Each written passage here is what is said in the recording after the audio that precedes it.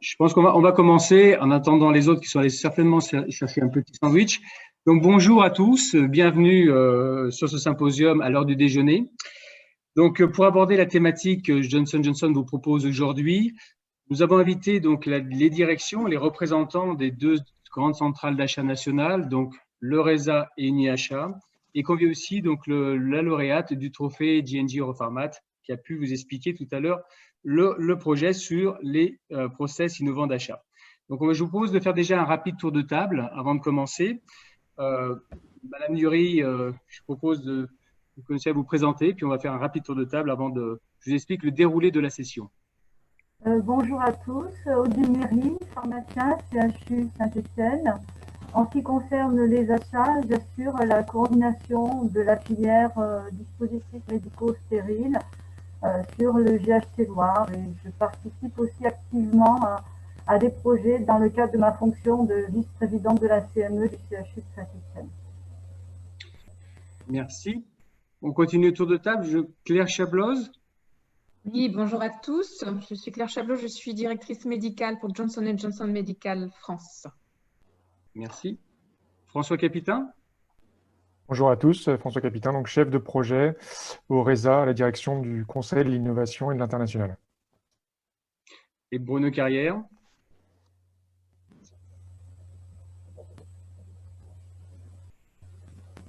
Allô, est-ce que vous m'entendez? Oui, très bien. Pardon. Bonjour, Bruno Carrière, directeur général d'UniAchat. Très bien. Et moi-même, Cyril Chagnard, donc manager des grands comptes au sein de Medical Device de Johnson & Johnson. Très bien. Je vous présente un peu comment va se dérouler la session. On va commencer par faire une introduction à ce qu'on appelle le Value-Based Procurement, ces achats basés sur la valeur. On va essayer d'être très concret. Après une définition simple, on va tout de suite se poser des bonnes questions. Comment démarrer un achat avec ces nouvelles approches? On va partager des exemples, des regards croisés et ensuite on va finir par prendre un peu de recul vis-à-vis de la crise sanitaire. Quel est l'impact sur ces approches nouvelles? Est-ce qu'elles accélèrent ces approches pour le patient ou pas?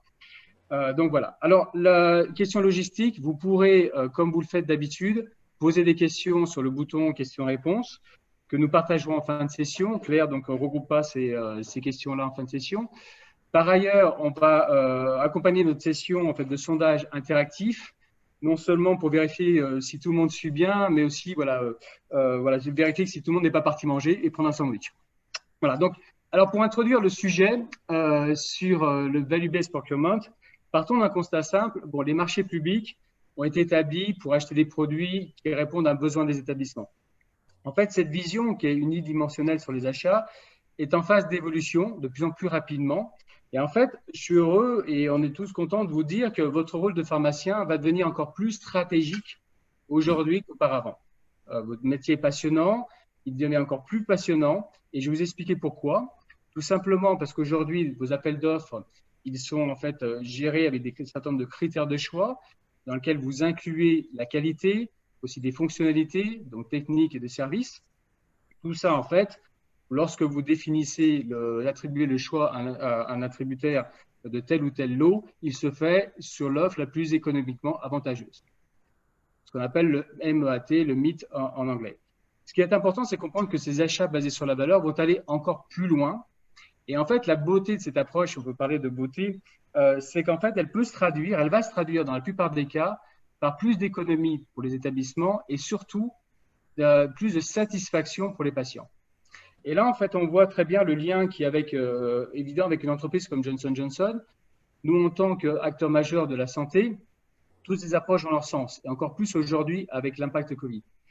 Ce qui est important de comprendre dans ce symposium, c'est qu'on ne va pas vous parler de produits, de J&J, on ne va pas non plus vous parler de solutions qu'on a pour les patients, même si certaines d'entre elles, elles entrent parfaitement dans ces approches de Value-Based Procurement. On a un exemple, depuis quelques années déjà, plus de 5 ans aujourd'hui, notre expérience, notre expertise pour accompagner les établissements de santé publics et privés autour de la RAC est appréciée par vos équipes cliniques et non cliniques. Et on a soin systématiquement de proposer dans nos offres des engagements de performance. Alors aujourd'hui, globalement, ce qu'on me dit, c'est qu'on a à peu près plus de 30 000 patients qui bénéficient de notre aide, de ce service-là, depuis 5 ans. et ces engagements de performance autour du patient, finalement, on va les retrouver autour de Value-Based Procurement. Donc, voilà ce qu'on va discuter aujourd'hui au travers entre nous sur cette équipe. Alors, pour commencer, avant de poser la question, pour avoir des invités, une définition simple et pratique du Value-Based Procurement, je vous propose de lancer un petit sondage pour avoir vos retours. Donc là, je m'adresse aux pharmaciens. Pour les collègues qui sont industriels, qui suivent ces sessions, merci de ne pas répondre. Comme ça, de toute façon, on va partager tout ça. Je vous propose de lancer un premier sondage, une question simple. Est-ce que vous êtes familier avec l'approche Value-Based Procurement? Donc, logiquement, vous voyez, voilà, en termes d'introduction, je vous propose de répondre. Tout simplement, c'est fait. Vous êtes peu familier, moyennement ou élevé. Et je vous laisse un peu quelques instants pour répondre là-dessus. Donc, on a à peu près une centaine de personnes qui suivent actuellement le Sympo.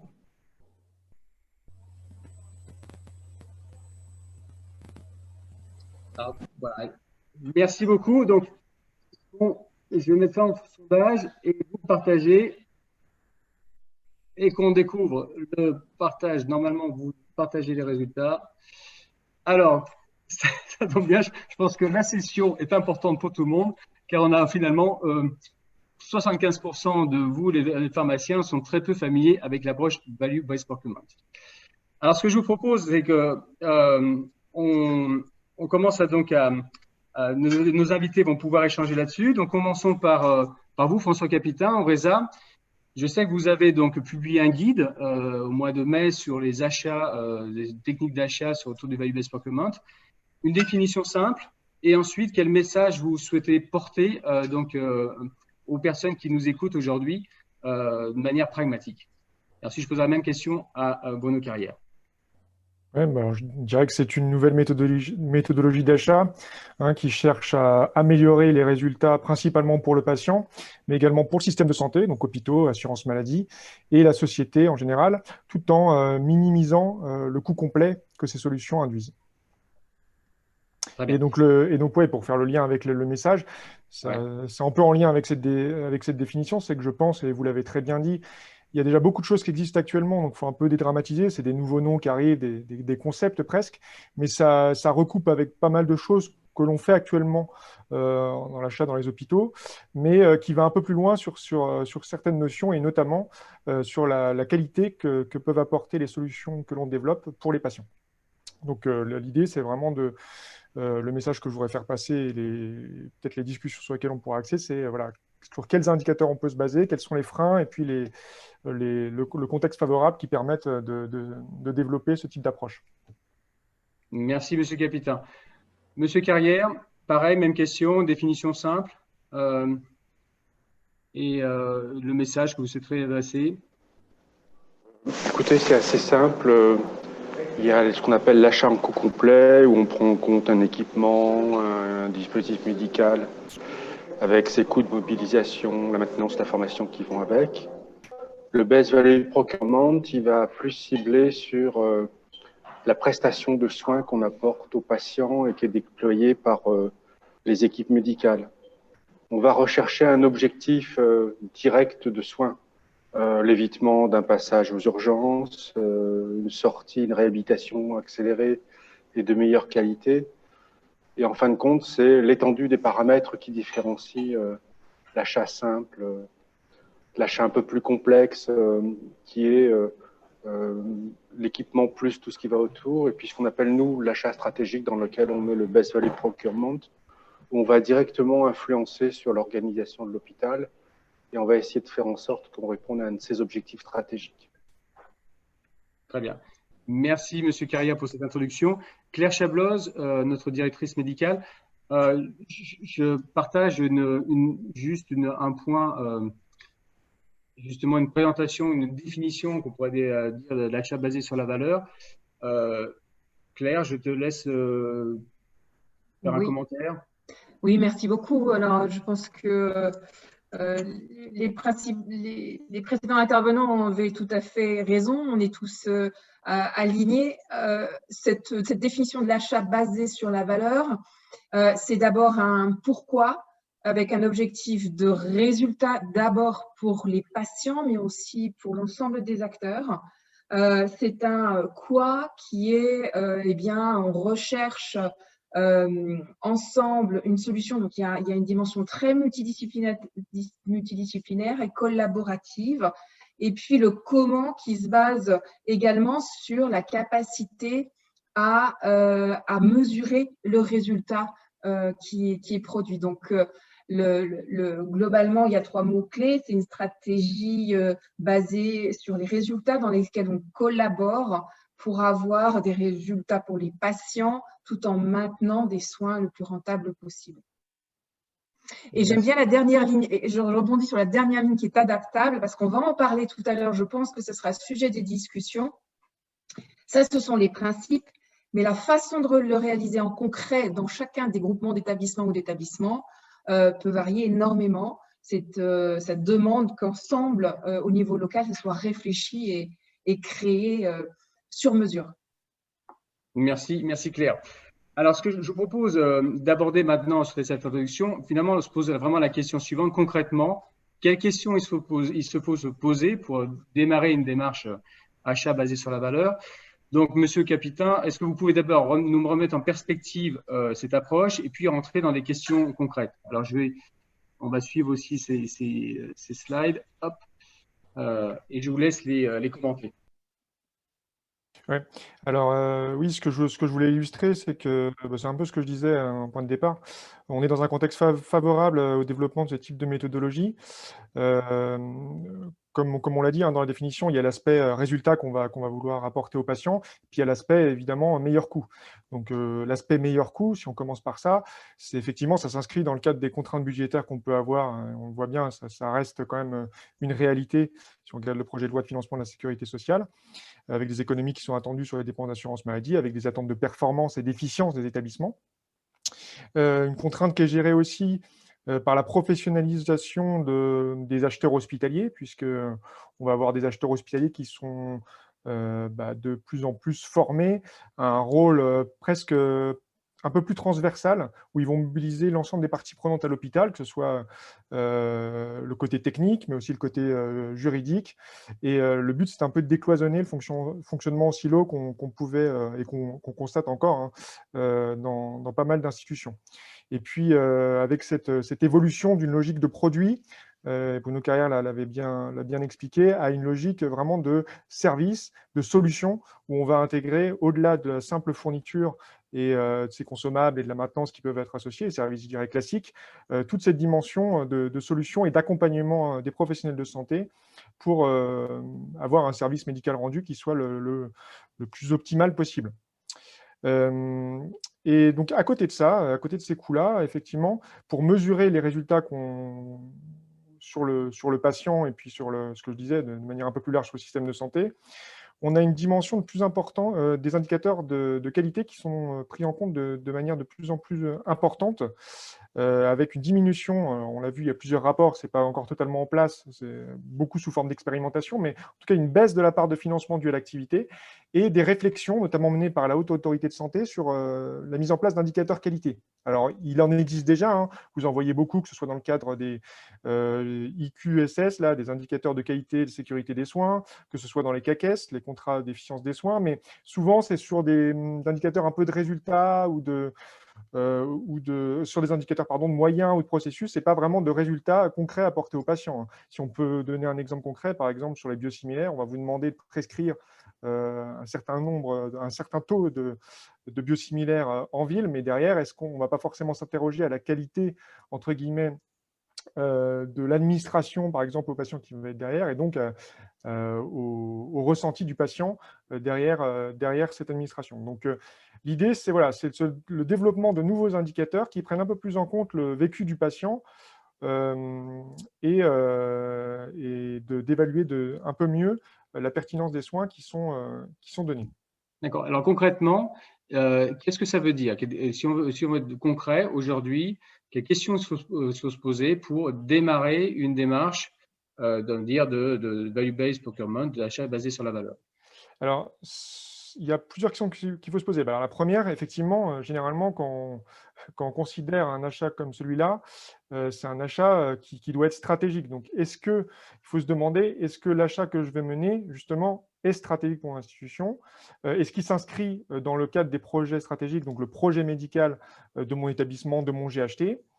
Et donc, potentiellement, est-ce qu'il va être supporté par la direction générale, puisque derrière, et c'est l'autre point, on va mobiliser un certain nombre de ressources, on va devoir réfléchir à des indicateurs pour le contrat qu'on va mettre en œuvre. Et donc, tout cela, il faut penser aux personnes qui derrière vont suivre ces indicateurs, les personnes qui vont participer à leur élaboration. Et donc, ça demande d'investir beaucoup de temps pour définir un peu ce périmètre-là. Donc, choisir déjà le bon projet, ensuite s'assurer qu'on a un bon soutien, et peut-être aussi les autres questions qu'on va avoir ensuite, c'est plus concrètement, quels indicateurs je prends en place? Est-ce que c'est un indicateur direct sur ce que je disais tout à l'heure, le résultat pour le patient? Est-ce qu'on va prendre en compte un test de qualité sur le dispositif dont il va bénéficier, son opinion finalement sur ce dont il va bénéficier, ou est-ce que ça va être un peu plus indirect avec le nombre de réhospitalisations, le nombre de rechutes, voilà, selon la solution qui est envisagée. Et enfin, comment concrètement, quelle architecture juridique on va mettre en place pour assurer la mise en œuvre du contrat par la suite et pouvoir le suivre efficacement. Merci, Monsieur le Capitaine. Justement, je propose qu'on aille directement prendre un premier exemple et le partager. Donc, c'est l'approche coût complet menée donc, par le CHU Saint-Étienne avec Audinuri. Ça peut être une première étape, en effet, dans une approche de value-based procurement. Donc, Mme Nury, je vous laisse rappeler, puisqu'on a déjà présenté tout à l'heure avec Mme Del le projet, les choses essentielles, et puis on va pouvoir discuter autour de ces questions qui ont été abordées par M. le Capitaine. Merci, Mme Nury. Merci beaucoup. Tout d'abord, je précise que je n'ai aucun lien d'intérêt particulier par rapport à ce dossier. Donc, cette démarche d'achat complexe, puisqu'il s'agissait d'un équipement innovant avec des coûts consommables associés, s'inscrit dans le cadre d'un projet médical territorial du GHT Loire qui a été validé par la CME et qui a fait l'objet d'une décision en directoire. Trois enjeux stratégiques essentiels autour de ce projet: l'attractivité médicale par rapport à la problématique de démographie médicale, le développement d'activités et l'équilibre financier.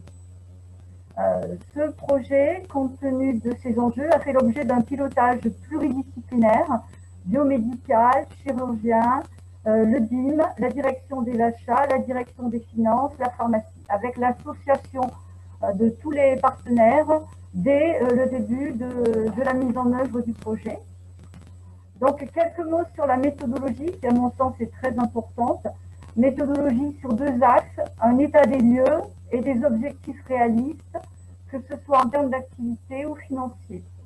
Donc, dans une première étape, nous avons étudié la part de marché de l'activité prothèse de genou sur le bassin stéphanois avec le DIM. Donc, nous avons vu que nous avions une faible part de marché dans un contexte très concurrentiel.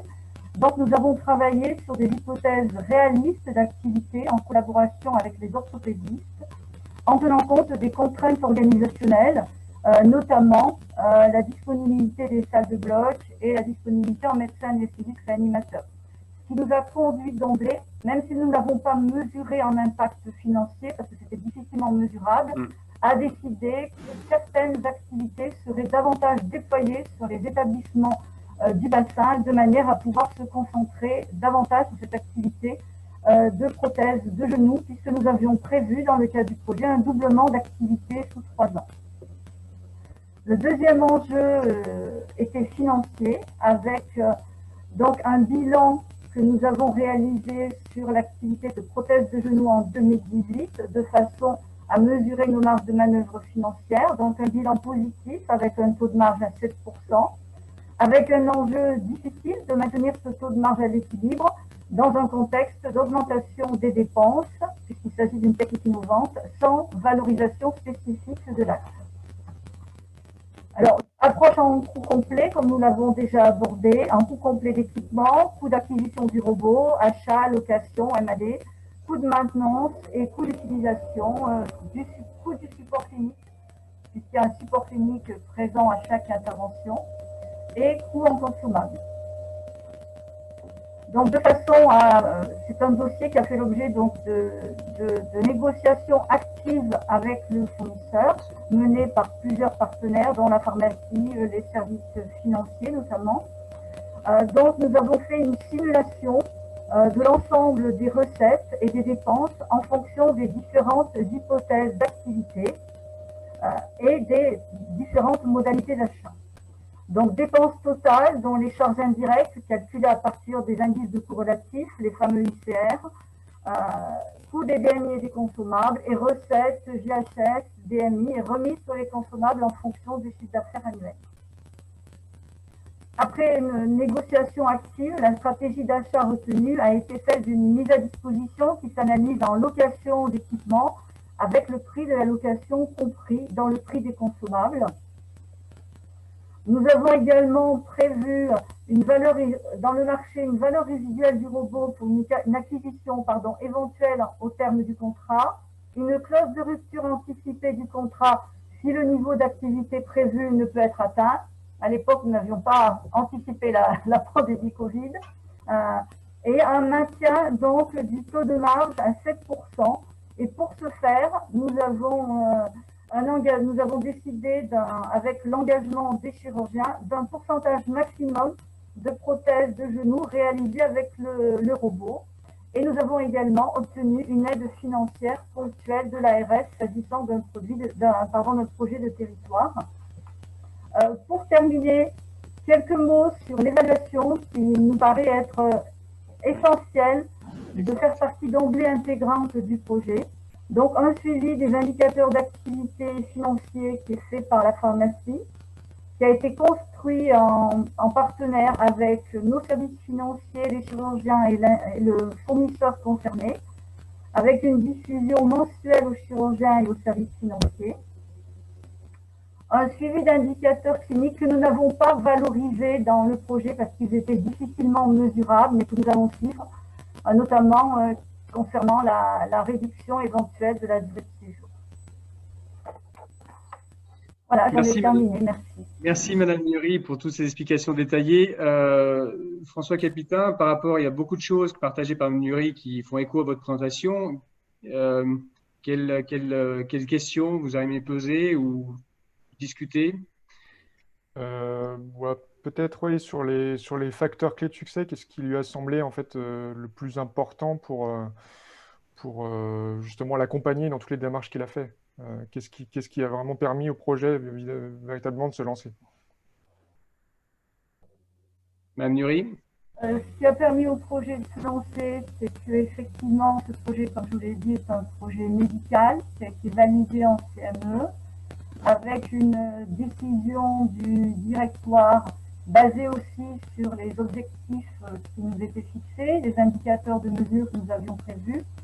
Donc, ce qui paraît fondamental, c'est qu'effectivement, dans ce type d'achat complexe, c'est le pilotage du projet qui est fondamental, avec une coordination de tous les acteurs et de déterminer des objectifs qui soient réalistes, avec un suivi de la réalisation par des indicateurs de mesure, de façon aussi à donner confiance à nos financiers pour les encourager à accepter de financer ce type de projet.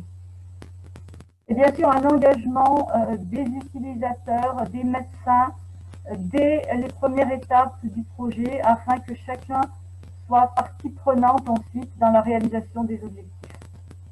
Est-ce que vous êtes en train de définir, Mme Nury, est-ce que le rôle du pharmacien, finalement, j'en parlais dans l'introduction, est-ce qu'il évolue dans ces projets comme celui-ci? Oui,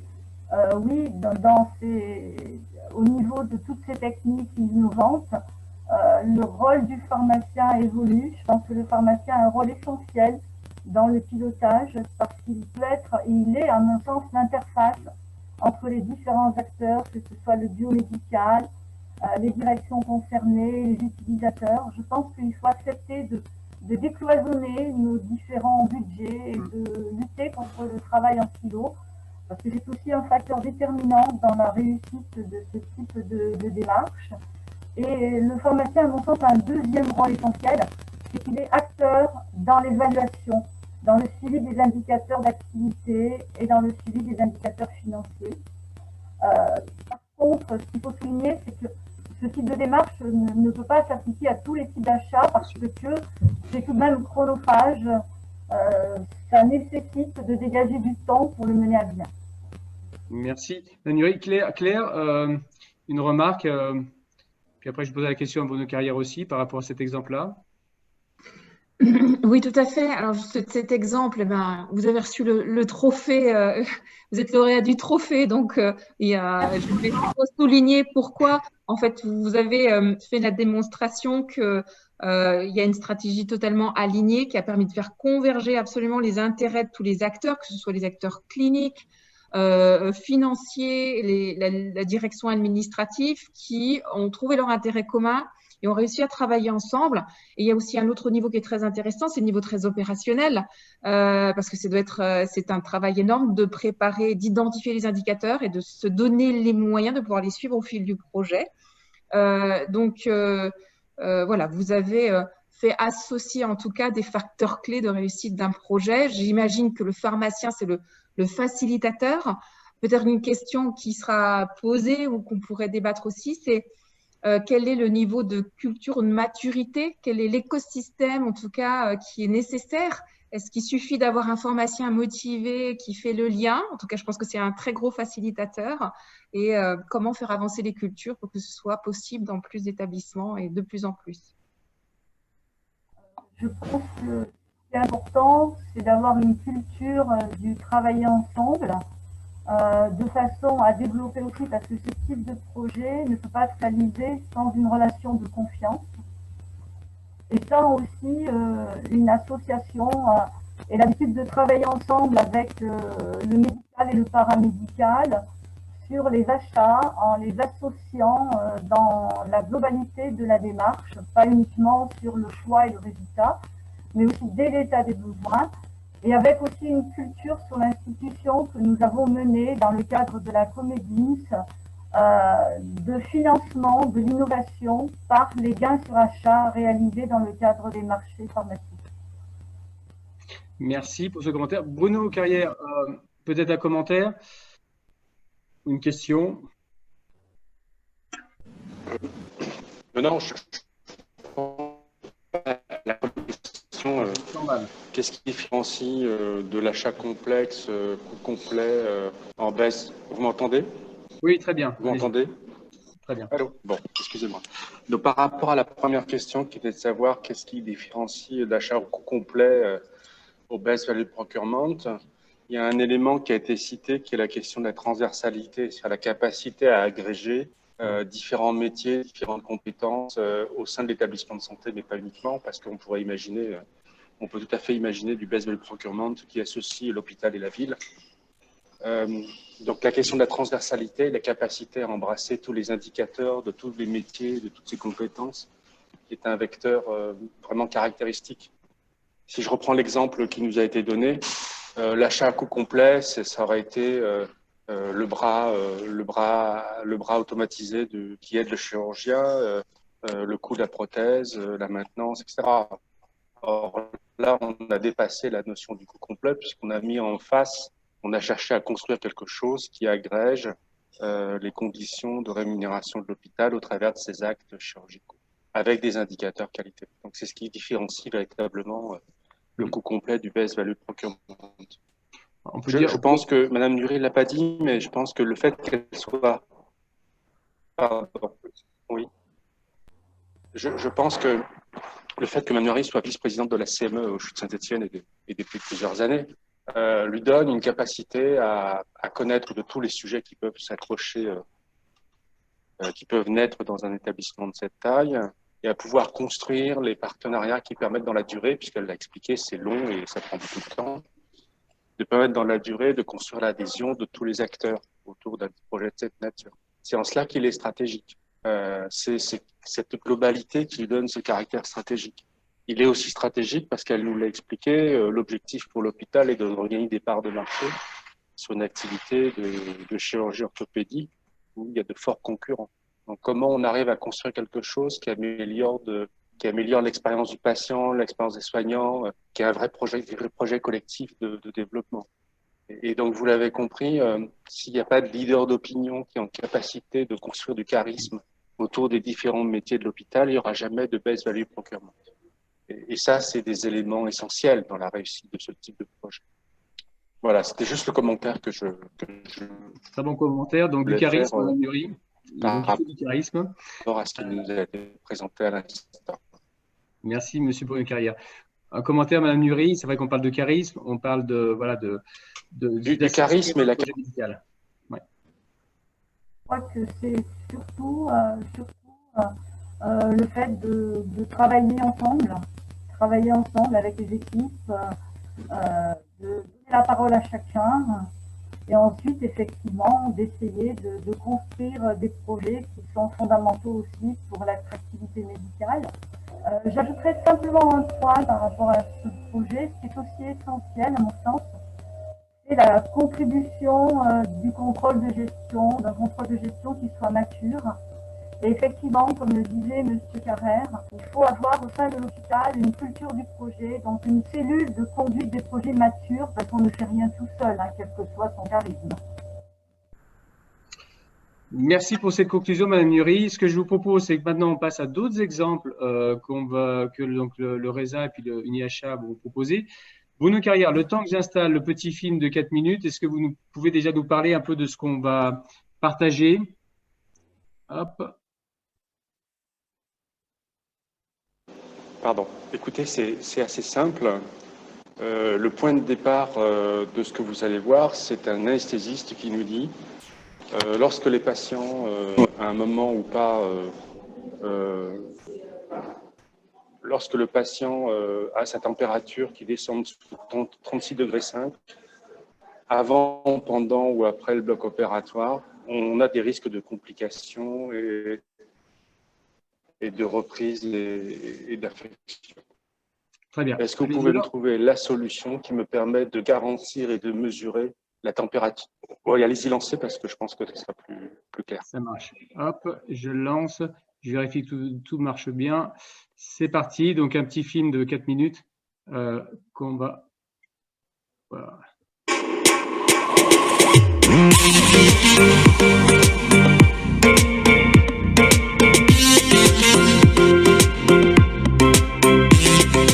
Faire progresser constamment les soins et l'efficacité des systèmes de santé, c'est l'ambition de MedTech Europe, l'association représentant l'industrie européenne des technologies médicales.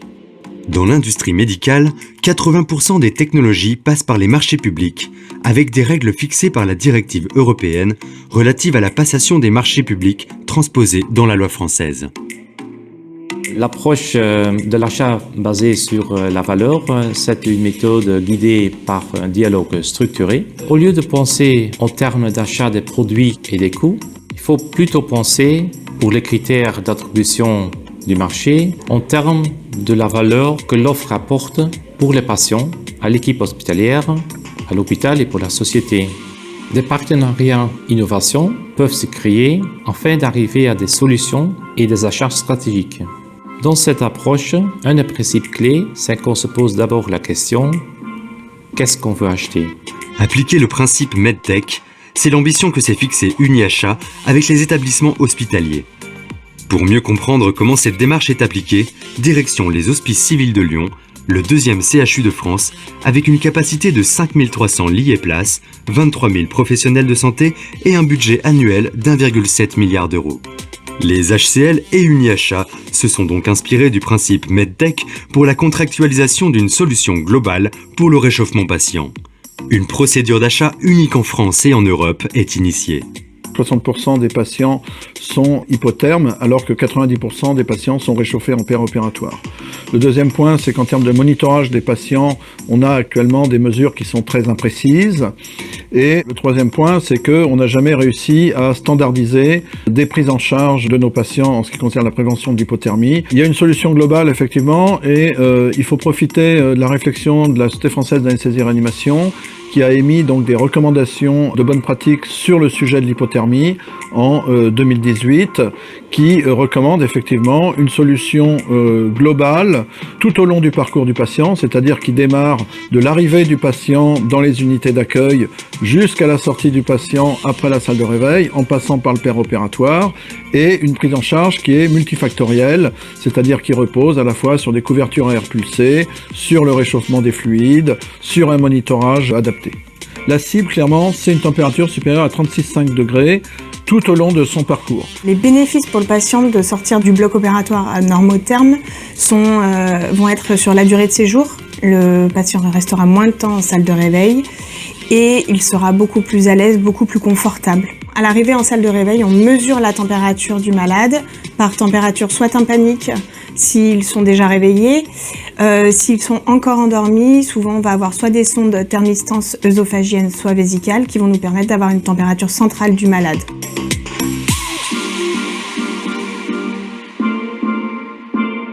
La démarche d'UniHA et des Hospices Civils de Lyon est originale car elle est basée sur des objectifs de résultats. Et en plus, elle est aisément transposable pour tout hôpital qui souhaiterait améliorer sa pratique de lutte contre l'hypothermie au bloc opératoire. La démarche peut être répliquée à chaque hôpital et même à chaque bloc opératoire de chaque hôpital par un mécanisme simple qui ne perturbe pas les procédures budgétaires. Chaque paramètre du marché pourra être personnalisé et ainsi, chaque équipe concernée pourra trouver la méthode la plus adaptée à son activité clinique et se sentir impliquée dans les protocoles mis en place. Contrairement à ce que nous faisons habituellement, nous n'avons pas noté les dispositifs proposés. Ils ont été présentés aux équipes du bloc et ensuite nous leur avons uniquement demandé s'ils seraient prêts à travailler avec ces matériels. Notre objectif global commun n'est pas que théorique.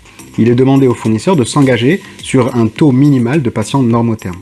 Et ce taux, qui est donc contractuel, sera ensuite utilisé pour moduler le paiement en fonction de la performance atteinte.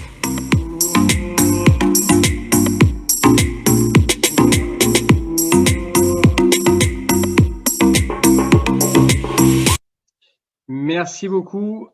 Hop. Bonne carrière. Je vous laisse peut-être commenter et puis ensuite on posera la question aussi à Monsieur Capitaine sur d'autres exemples. Oui, il y a deux choses qui sont importantes dans ce que vous avez vu. La première, on part d'une recommandation de la SFAR qui dit 36,5 degrés, c'est la norme sur laquelle tout le monde doit s'aligner. Et peu importe la modalité que l'on choisit pour atteindre cet objectif de 36,5 degrés, ce qu'il faut, c'est qu'on puisse on apporte la garantie que le patient est toujours à 36,5 degrés, quel que soit le moment de son hospitalisation. Le deuxième élément, c'est de dire je fais un appel d'offres, non pas en jugeant la qualité des produits, mais je fais un appel d'offres qui va servir à un résultat. Le résultat, c'est les 36,5 degrés. C'est pour ça que vous avez un pharmacien qui vous explique je note pas isolément et indépendamment chaque dispositif médical. Là, on est vraiment dans la recherche de la valeur. La valeur, c'est pas le prix, c'est pas la qualité, c'est 36,5 degrés. Parce qu'on sait que 36,5 degrés, ça va monitorer un ensemble de facteurs sur la qualité de séjour, sur la durée de séjour, sur la réhospitalisation éventuellement, la réhabilitation rapide. Tous ces éléments de qualité vont influer après sur le coût de chacun de ces épisodes, à la fois pour l'hôpital, mais également pour l'assurance maladie, pour tous les soins qui sont dispensés en dehors de l'hôpital. Merci pour ces commentaires. C'est vrai que là, on a un exemple probant en fait, de value-based procurement. Merci pour ce témoignage. Monsieur Capitaine Oreza, est-ce que vous avez des témoignages à partager ou ce que vous avez vu d'expérience à l'international? Je vous laisse prendre la parole. Oui. Là, dans le cadre des réseaux auxquels on participe, donc, comme UniHA dans le cadre de MedTech, et puis dans le cadre de réseaux aussi européens, dans le cadre du programme RIFI qui finance justement aussi ce type d'initiative, alors des achats innovants et puis également les achats par la valeur.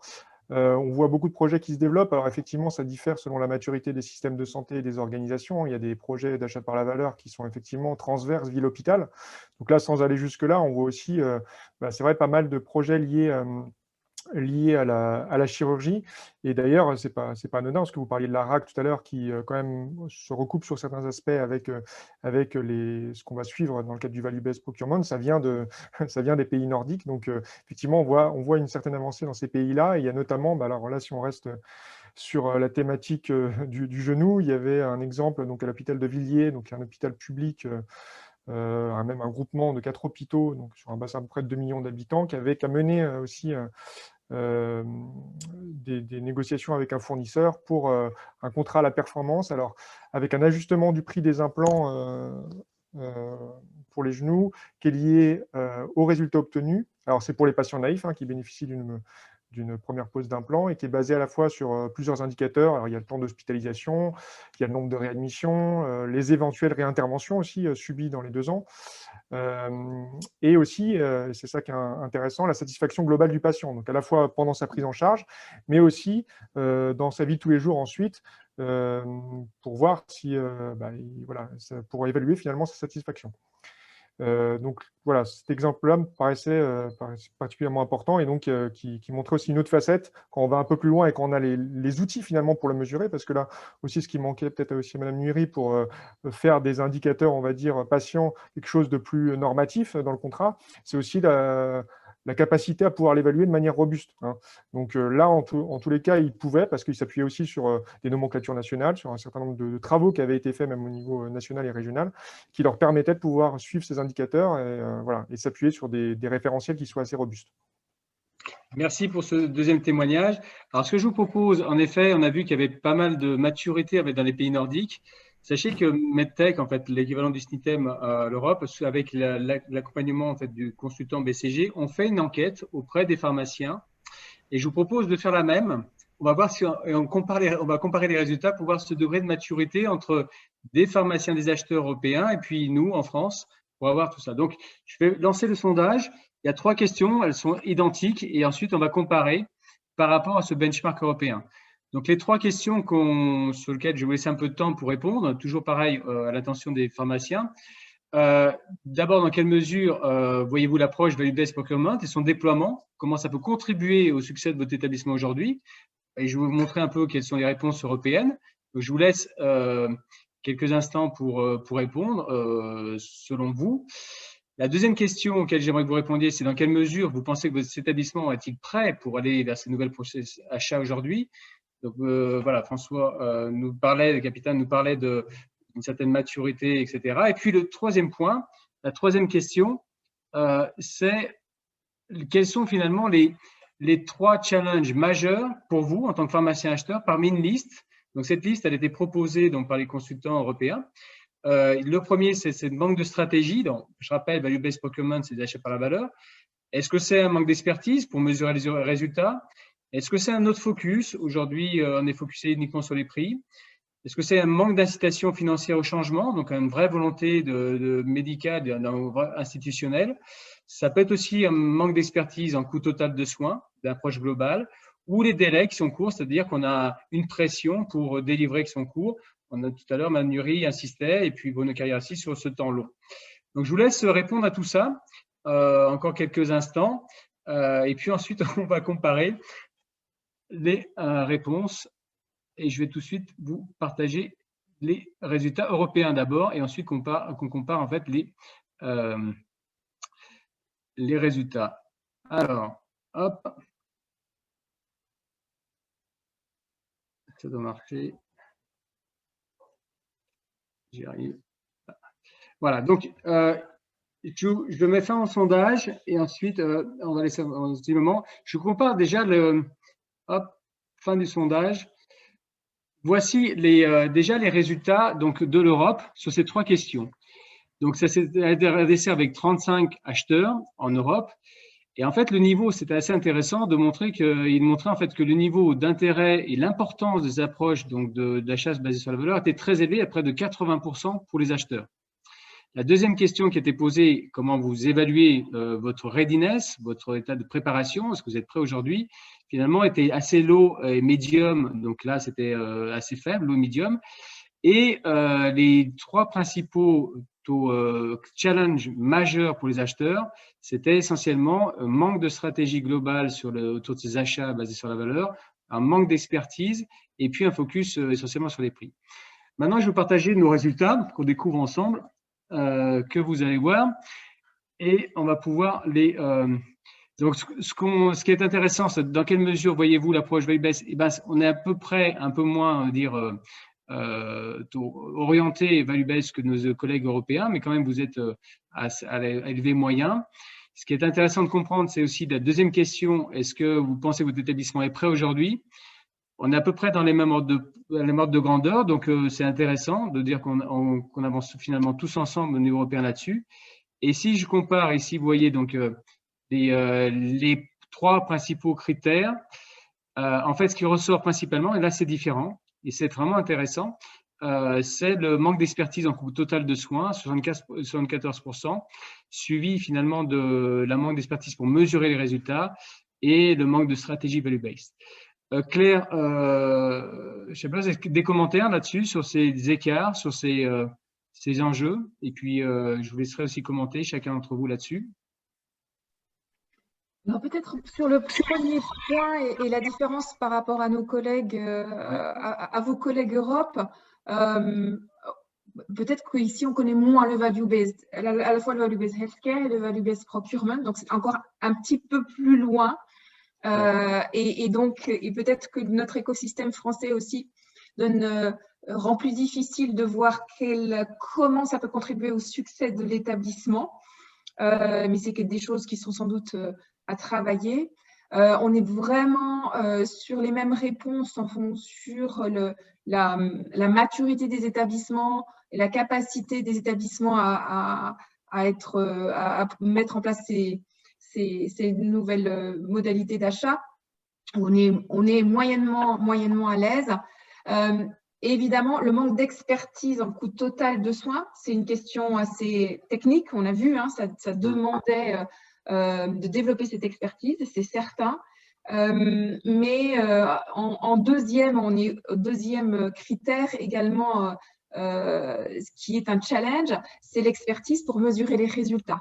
Et M. Capitaine en a parlé un petit peu, comment identifier les bons indicateurs, notamment les indicateurs patients, et les mettre en place. On sait que c'est un vrai challenge pour les établissements, sur lesquels aussi nous, Johnson & Johnson, on essaie de travailler, mais c'est extrêmement important. C'est une des conditions sine qua non de pouvoir mesurer ce résultat pour pouvoir avancer.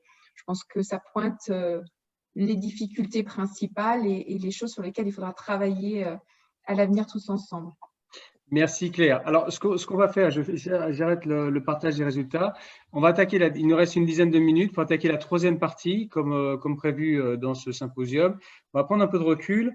Et là, la problématique sur laquelle j'aimerais qu'on échange, on va se poser la question de l'impact de la crise sanitaire actuelle sur ces approches qui sont innovantes. Est-ce que finalement ça les ralentit, ça les accélère? Pour ça, Bruno Carrière, j'aimerais que vous nous donniez un peu de perspective sur le sujet. Vous avez pas mal de discussions aussi avec les collègues européens là-dessus. Voilà, mais je vous laisse la parole parce que je pense que c'est très intéressant. Et puis derrière, François Capitaine, n'hésitez pas à répondre aussi à ces échanges. Merci. Je vais répondre à une question qui a été posée par un des participants sur ce qui a été vu. Je voulais juste préciser que la modalité de sélection de l'entreprise, il s'agit d'une seule entreprise qui assure l'ensemble des prestations, a été sélectionnée à l'issue d'un dialogue compétitif. Et ce qui était très intéressant, parce qu'on pensait initialement qu'on pouvait avoir qu'une réponse que de très grosses entreprises qui maîtrisent l'ensemble du dispositif et du parcours patient. On a eu également un groupement de petits distributeurs de DM stériles et non stériles qui se sont associés pour répondre dans le cadre d'un dialogue compétitif. Donc, le best value procurement, c'est pas uniquement contingenté à des très grosses entreprises. Des PME sont tout à fait capables de répondre à cette modalité dès lors qu'elles agrègent autour d'elles les différentes compétences et savoir-faire qui leur permettent de répondre. Je partage complètement ce qui vient d'être dit sur le fait que en France, on a un système de financement de la santé, aussi bien à l'hôpital que dans la ville, qui est structuré autour des tarifs de GHS ou des actes, et que cette structuration de budgétaire et financière ne nous permet pas nécessairement de valoriser et de mettre en place rapidement des modalités de cette nature.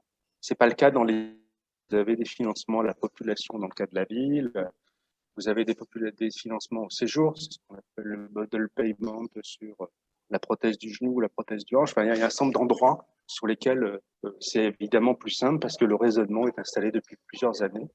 et les assureurs disposent des indicateurs qui nous permettent de vérifier ces éléments-là. Par contre, l'article 51, avec la multitude d'expérimentations qui a été lancée depuis plusieurs années, est une mine d'or pour faire du best value procurement. C'est probablement la modalité la plus adaptée. Voilà. Alors, pour revenir à votre question, effectivement, le Covid est passé au printemps, et donc raisonnablement, on aurait pu dire best value procurement, c'est un truc dans l'ancien monde avant Covid. Et qu'est-ce qu'on pourrait dire maintenant, après ce qu'on a vécu au printemps, ce qu'on continue de vivre aujourd'hui, du fait des difficultés qu'on a rencontrées et d'autres incapacités à pouvoir approvisionner normalement et convenablement sur des produits, les équipements de protection individuelle ou les médicaments, mais surtout les équipements de protection individuelle, qui étaient considérés comme des produits non stratégiques, des achats non stratégiques, des petits volumes, avec des lieux de production qui sont souvent éloignés.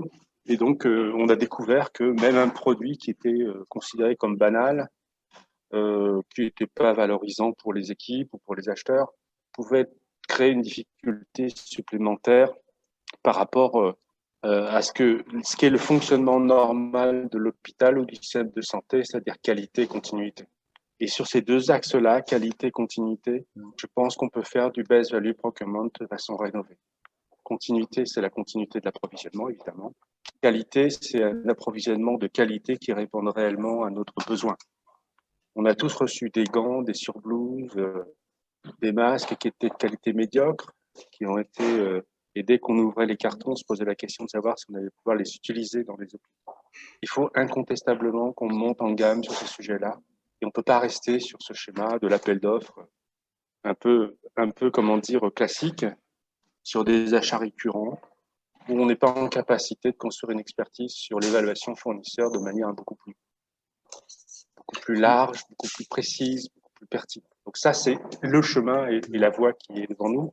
Mais en fin de compte, quand on regarde, on prend un peu de distance par rapport à ces questions-là, le chemin que l'on suit dans les hôpitaux depuis 15 ans pour ce qui concerne l'INHA et peut-être plus pour d'autres, c'est comment progressivement on se met à niveau des pratiques d'acheteurs que vous trouvez dans les grandes entreprises, plutôt high-tech, avec en face d'elles des entreprises qui sont globales, donc qui ont réparti leur site de production sur l'ensemble de la planète, et des problématiques d'approvisionnement, de qualité de produits et de sourçage sur les fournisseurs de rang 1, de rang 2, de rang 3, etc.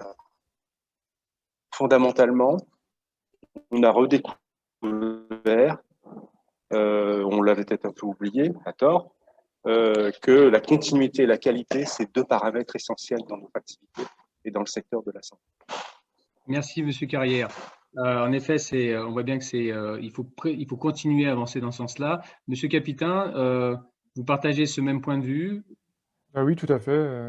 Monsieur Carrière a été très complet. Et voilà, je pense qu'il y a deux grandes dimensions. Il y a la dimension, effectivement, de s'interroger, peut-être ce que la crise a permis aux acheteurs de faire, c'est s'interroger un peu plus sur tout le cycle de production. Donc, ça, évidemment, il le faisait déjà, mais voilà, il y a quand même cet impératif de pouvoir savoir pouvoir assurer la sécurité, la continuité de son approvisionnement. Alors après, effectivement, on le voit bien, c'est une problématique qui, des fois, dépasse effectivement l'acheteur et l'établissement, qui relève de la politique industrielle. Mais en tout cas, voilà, c'est une dimension fondamentale. Et puis, autre dimension un peu plus ciblée sur les établissements, ça renforce l'idée, c'est pareil, le mouvement qui est fait depuis plusieurs années, quand on accompagne justement dans tout ce mouvement de performance des hôpitaux, au recentrage des équipes de soins sur leur cœur de métier. Et donc, ça passe aussi par l'achat de solutions, mais aussi de procédés qui leur permettent d'économiser du temps et de se reconcentrer sur leur cœur de métier. Donc, pour cela, l'acheteur a un rôle fondamental pour aider à diminuer justement tous ces temps un peu administratifs qui pourraient être assurés autrement, soit résolus par la technologie, soit assurés par d'autres personnes. Voilà, dans le cadre d'optimisation des flux. Ok, merci Monsieur Capitain. Claire, est-ce que il nous reste juste quelques minutes. Est-ce qu'on a une question peut-être dans les est-ce que tu as pu percevoir une question qu'il faudrait aborder que le groupe n'a pas traitée? Alors, peut-être un commentaire et une question brève. Un commentaire important, un pharmacien qui nous dit mais on travaille déjà au décloisonnement, donc ça c'est quelque chose qui existe, mais sans doute que le value-based procurement va mettre en valeur le rôle du pharmacien, on exerce ce rôle-là dans ses achats décloisonnés et surtout mettre l'accent sur les résultats. Donc voilà un commentaire. Il y avait une question auquel Bruno Carrière a répondu en direct, mais je pense que c'est important de le partager, une question d'un petit établissement qui était, est-ce que c'est aussi applicable dans une toute petite structure sur une activité, par exemple comme la dialyse avec un tarif forfaitaire et Bruno Carrière a répondu bien sûr, évidemment, on peut vraiment travailler sur ces aspects-là, il n'y a pas besoin d'être une grosse structure, les principes sont les mêmes, on part d'une problématique et non pas d'un produit, quel est le problème pour nous, qu'est-ce qu'on partage, on travaille ensemble et on définit ensemble et avec les prestataires les solutions qui sont possibles. Merci Claire pour ce point-là. Alors, on va conclure.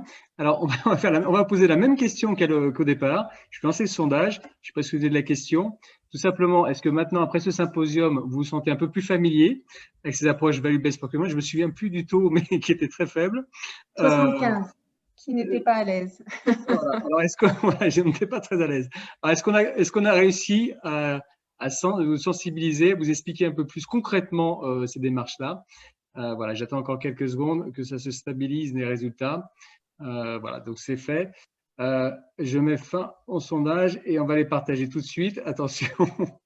Et donc les résultats, c'est très bien. Bravo à vous tous. On a réussi à sensibiliser l'auditoire. Donc on a une centaine de personnes autour de nous. Ces sessions sont enregistrées, donc vous pourrez les partager aussi avec vos collègues pharmaciens.